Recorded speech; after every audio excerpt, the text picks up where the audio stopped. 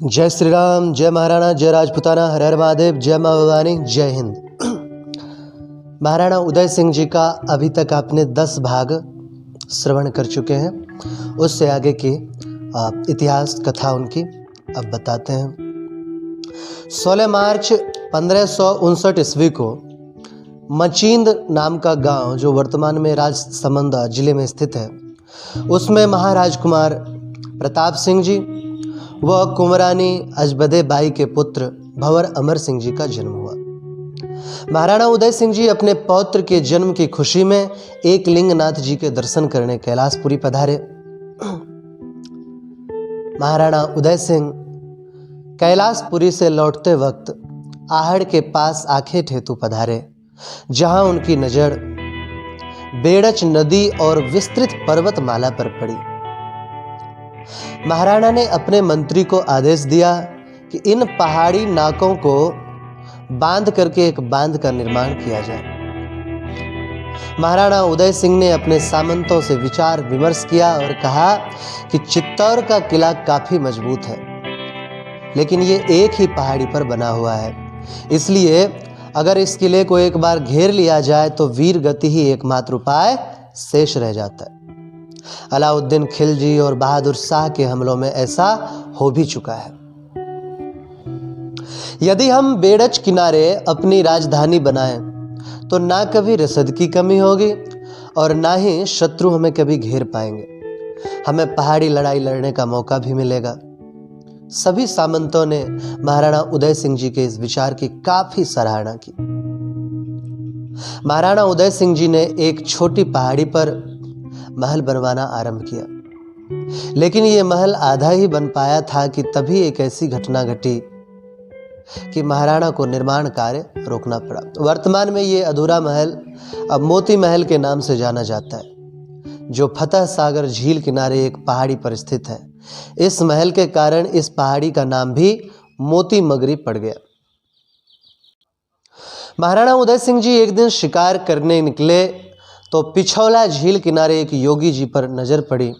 ये पिछौला झील महाराणा लाखा जी के समय एक बंजारे ने बनवाई थी।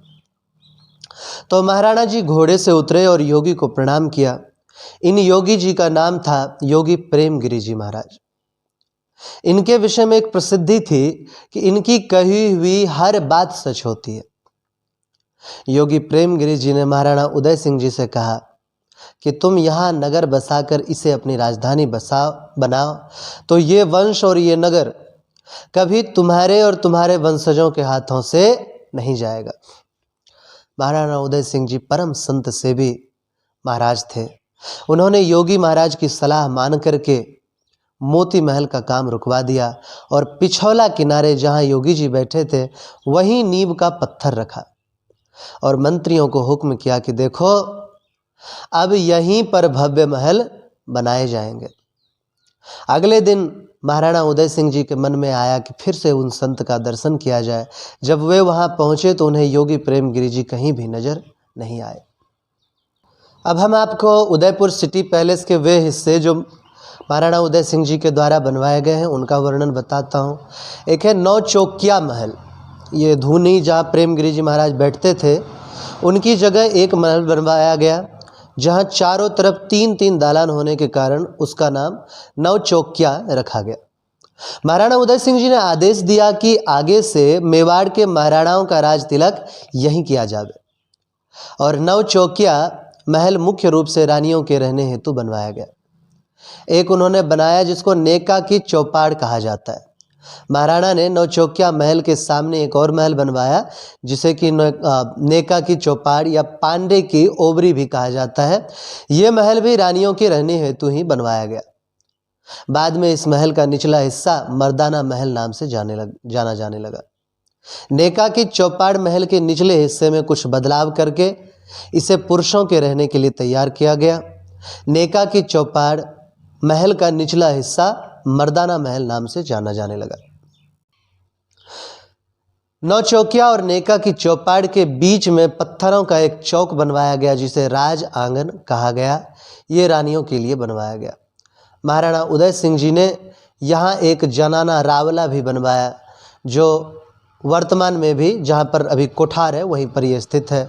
और पानेरा की 9 चौकियाँ, सिला खाना, कोठार का मकान, ये सब बनवाकर महाराणा उदय सिंह जी ने उदयपुर नगर बसाया और उदय सागर झील बनवाई, जहाँ इस प्रतापी वंश ने अपना प्रताप फैलाया।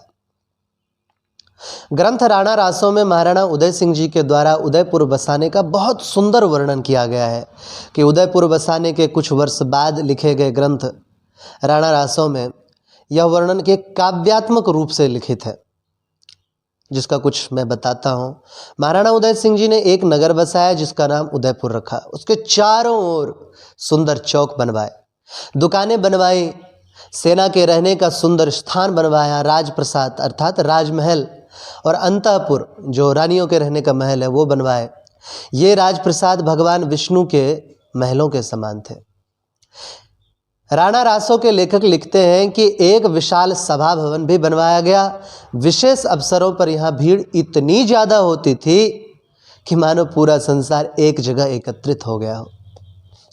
महाराणा उदय सिंह से जो कोई दरिद्र एक बार भिक्षा मांग लेता, कहते हैं उसे दोबारा जीवन में भिक्षा मांगने की आवश्यकता ही नहीं पड़ती थी। महाराणा उदय सिंह जी अक्सर स्वर्ण दान किया करते थे। उदयपुर बसाने के करीब 100 वर्ष बाद मोहनावत नैणसी जी लिखते हैं कि राणा उदय सिंह ने गिरवा की पहाड़ियों में अपने नाम से उदयपुर नगर बसाया। नगर के निकट ही माछला नाम की एक पहाड़ी है, जिसके उत्तर की तरफ 2 कोस के घेरे में यह नगर बसा हुआ है। दीवान अर्थात महाराणा के महल पिछौला की पाल पर है। पश्चिम में तालाब के निकट ही नगर है, जिसके एक तरफ माछला और दूसरी तरफ सीसारमा की पहाड़ियां हैं। उदयपुर नगर में 20 शैव मंदिर और 15 जैन मंदिर हैं। यहाँ करीब 20,000 घर हैं, जिनमें से 2,000 घर ओसवाल, महेशरी, हुमड़, चित्तौड़ा, नागदा और नरसिंहपुरा महाजनों के हैं। 1500 घर ब्राह्मणों के हैं, 500 घर पंचोली के हैं, भटनागर आदि के, 60 घर भोजकों के, 500 घर भीलों के, 1500 घर राजपूतों के और 5000 घर महल वाले लोगों के व 8000 घर अन्य जातियों के हैं।